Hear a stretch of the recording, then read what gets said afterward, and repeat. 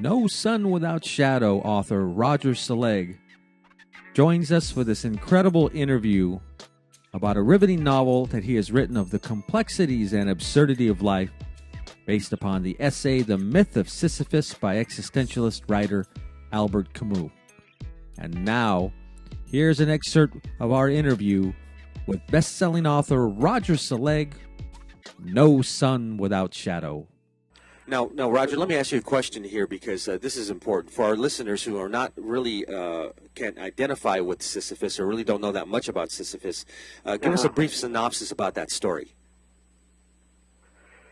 Sisyphus was a king, and for some reason we don't know, had defied the gods. Camus indicates possibly he gave fire to man. This is an ancient myth. And as a punishment, Sisyphus was doomed to roll a rock up a mountain and roll it back down and go down to meet it in eternity. Camus relates this to the routine of life, getting up, getting dressed, going to work, coming home, that goes on and on and on without let up. And this is exactly what has happened to Sisyphus.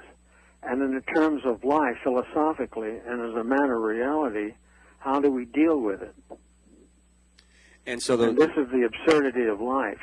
And so the main character, one of the main characters, Virgil Tynan in the book, we can imagine him then being the Sisyphusian character of when he gets up in the morning and he's working in a low-level job with a large insurance company. He probably feels like there's no hope or no future for him.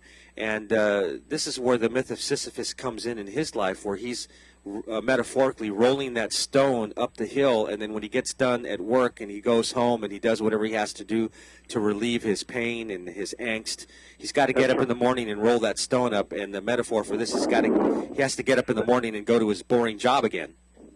That's exactly right, Ray, and that's the point that the reader must get and understand. Otherwise, nothing else will make any sense. And I think the important thing is that you touched on, that I couldn't agree more, that I wanted in the writing, is that Virgil feels trapped. It's not just by Regina, it's by his entire circumstances. And he doesn't know where to turn. He is hemmed in. And in point of fact, he picks up the Myth of Sisyphus by chance and begin reading it. One of the problems, though, he becomes obsessed with it, and he's going backwards from what I think Camus intended. And he is the opposite of Mersault in The Strangers. Mersault is a person that lives physically, doesn't have much interest in anything other than his own physical needs of food, clothing, a woman, etc. Virgil is a guy on fire, and he's over-excitable, and this is what causes the language and the ideas and the absurdity that Camus points out about life is what Virgil tacks on to, but in a sense it's a negative that he goes, and in my point of view, he's going backwards. You've been listening to an excerpt with best-selling author Roger Selegue, who wrote the outstanding book, No Sun Without Shadow. You may contact Roger by going to his website, nosunwithoutshadow.com.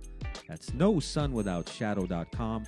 Or you may go to his social media pages on Facebook, YouTube, LinkedIn, Twitter, and others. Thank you so much. Until next time, this is Ray Ibarra.